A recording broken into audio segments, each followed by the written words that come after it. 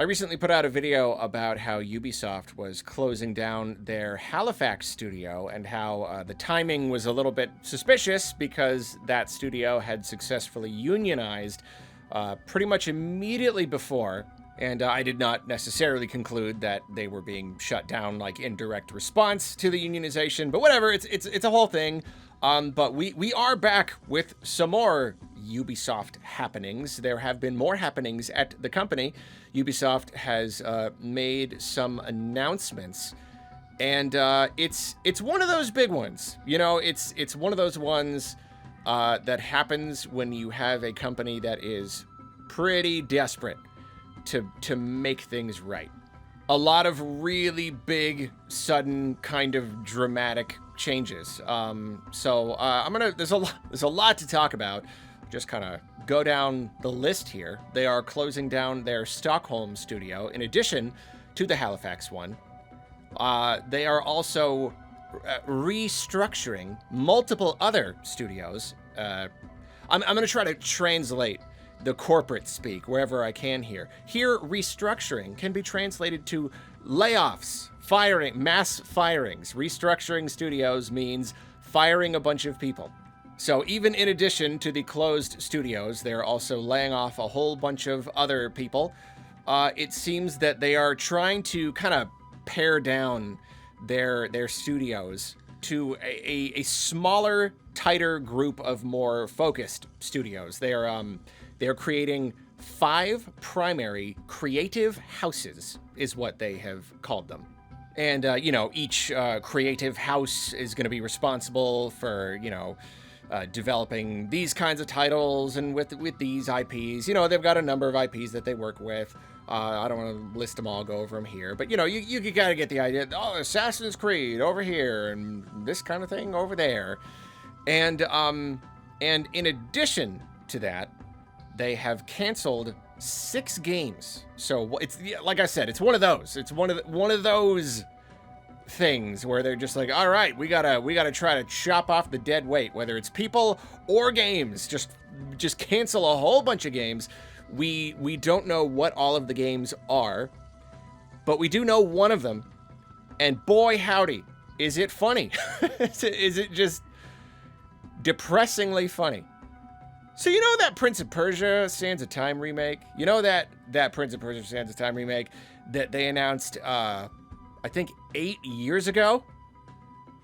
8 years ago, a whole Metroid Prime 4 ago. They announced that, and it has had a rocky development, to say the least. In fact, they pulled a Metroid Prime 4, they rebooted it, and gave it to a new studio in 2022.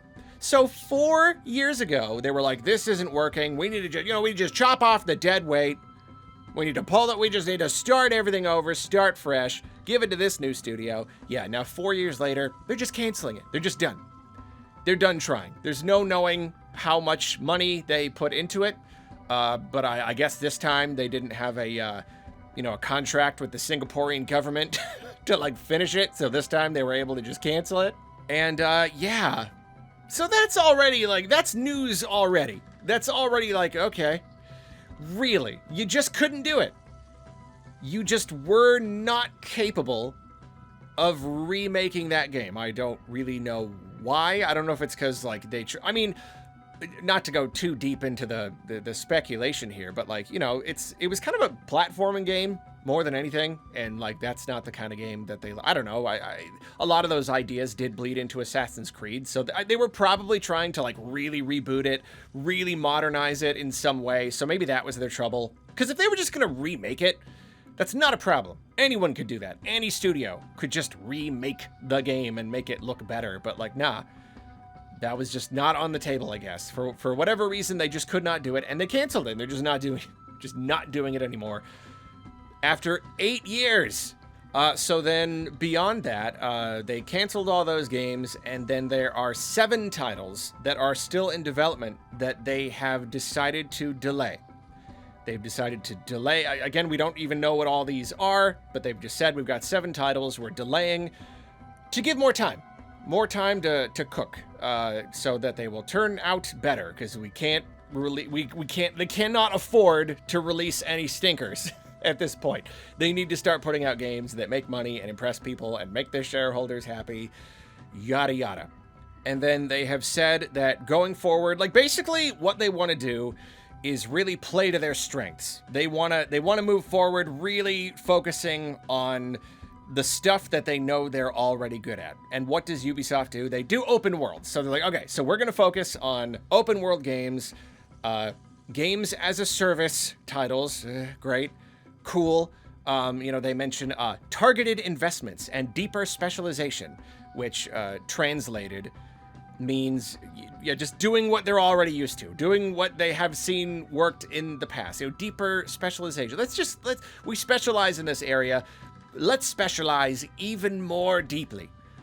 They mention cutting edge technology, including accelerated investments behind player facing generative AI. They just say it.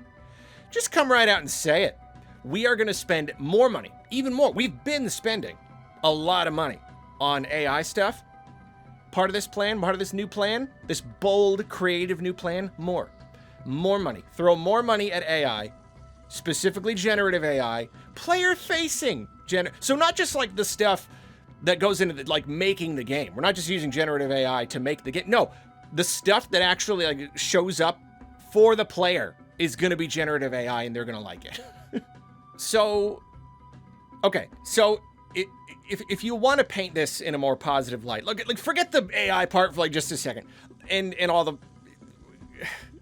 just look at everything else.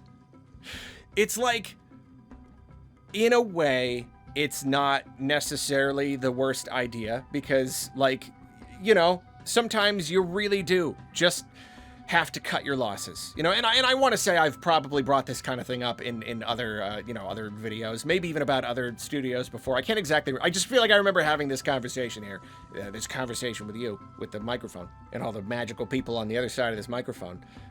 It's like, it is true that if things are not working, sometimes it does take a really just like dramatic change. Sometimes you really got to rip off the Band-Aid and just do what needs to be done rather than just struggling, just spinning your wheels for years and years, because Ubisoft has been really struggling. As I said in the last video, even just since the big Ubisoft takedown video I did a couple of years ago, even like talking about how they were a sinking ship, even since then, the ship has continued to sink. Their stock prices have continued to drop. They've continued to struggle. They've been more and more at risk of a hostile takeover. If their share prices go low enough, someone's going to come and just buy them all up and try to just buy all the IPs. They don't even want the company. Just give us Assassin's Creed and like we'll be good. That is definitely a possibility. So yeah, if things are not working, then sure, you really should restructure in some way. On the surface, it is not necessarily wrong to let go employees if you genuinely recognize that they are genuinely redundant, that we're really sorry, we don't have a use for this studio anymore. We're not making these kinds of games anymore, so we don't need you. I'm sorry. I get it. Like, sometimes it is true that sometimes people just get let go, or like studios get shut down or whatever. It's not like necessarily a bad idea on paper to like play to their strengths, and cancel games that aren't working out, and even delay games to make them better. That's obviously a good thing. The problem is that this all points to such a bigger problem. It's ridiculous that you are even in a situation where you are failing to make games so badly that you're spending 8 years on a game and you just can't even get it out, and like, you've had all these studios and all these people and you've managed them so poorly that now you got to fire them all and shut everything down. And like, okay, it's good to delay a bunch of games to give them more time to bake, but it's also, it also just does not really speak of a company that is doing well. Delay a game if it needs to get delayed, but really, did all 7 of these games need to get delayed? Why? Why are you struggling so much to just make video games? And maybe it's okay to play to your strengths, but that's also just them saying, we're not gonna experiment anymore. You know, like, because they have been a lot more experimental in the past, and they've put out some pretty cool games. And for them to just be like, yeah, we're not doing that. We're just gonna keep making live service open world games. It's just like, I don't know. Coming from anybody else, I would have a little bit more faith. But it's really just, it is just so indicative of a very, very, very sick studio. And maybe this is all what they needed to do, but it's just like, okay, is this enough though? Like, really, is this gonna be enough? You're delaying those games, but like, are you gonna finish making the games? Are they gonna come out and be good? Are they just gonna be more like trend chasing garbage? Are they gonna be super highly monetized? I don't know, man. We don't really have any other reason to believe that things are gonna be okay and that things are gonna change for the better. Even if, yeah, on paper, a lot of this like kind of makes sense from a business standpoint, but for us, it's just like, okay, but like, what's that gonna do? Are you just kind of plugging up the holes in the ship and you're like slowing down how much water is coming in, but like you're not gonna stop this thing from sinking. It's funny because I've been meaning to make this video for several days, and when I first did a little research and took the notes for the video, I looked it up. I looked up their stock prices because I mentioned that they had gone down quite a lot last time I checked. So then when I was writing my notes for this video, I looked, and their stocks after this big announcement, this big restructuring announcement, it had gone down 9.5%, and that's a pretty good amount for a company to just lose nearly 10% of its stock value pretty much overnight. And okay, these things they can stabilize. Sometimes a company will make an announcement. It happens to Nintendo. They'll make an announcement, and some of the investors will get scared, and they'll like sell their stocks, and it brings down the price. But often it will kind of restabilize after that. Well, again, that was several days ago, and I just looked again, and the 5-day, I'm on the 5-day, and it's gone down 42% in the last 5 days. Most of that happened a couple of days ago, so it could be that there was like one major investor that like sold a whole bunch of stocks or something, and they didn't get bought up again. I don't really know how, I don't really understand how all this works. I want to say it's something like that. But yeah, in the last 5 days, their stocks, they have lost 42% of that value. And to be fair, their stock prices weren't high to begin with. So, losing 42% of, let's see, $1.60 per share, it's not quite the same as when, let's look at the 5-year. Yeah, when they were up at $20 a share back in like 2020. It's a much smaller percentage, a smaller number with that percentage, but no, it's still pretty bad. It really does still speak to a company that is not doing well. And yeah, looking at this 5-year graph, just going down and down and down and down and down, and it humps up a little bit, and then down and down and down and down and down, and then yeah, it was already so low, already at $1.60, and now it's down. Oh, it's lower than $1 now. Ubisoft shares are now lower than $1. That's a bargain right there. Hey, if they turn things, if this restructuring and canceling all these games, if this works, this is a heck of a time to buy. That's a bargain. That's dirt cheap. They could return like just a bit, like even just a little tiny bit, and we could see that line go up.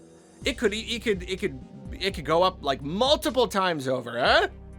Good time to buy Ubisoft. Or it could keep dropping and dropping and dropping to almost nothing until they could close down. But again, I think, I don't know anything, but I think probably their biggest risk right now is a hostile takeover. They're worth so little. There's so little faith in the company. Their shares are so cheap.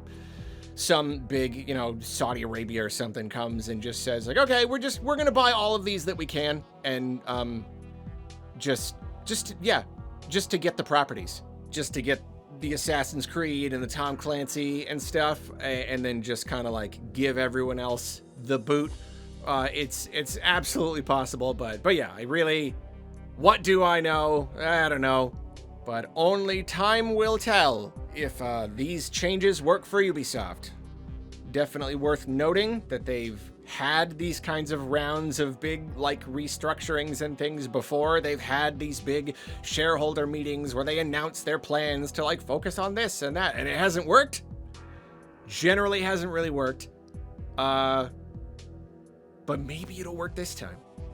Maybe it'll work this time. You know what? There's a rumor going around. They've been talking about how they're going to do like a big Rayman remake. And the rumor, Kane sent it to me earlier today. Rumor, the Rayman remake is apparently a Rayman Legends remake. Rayman Legends.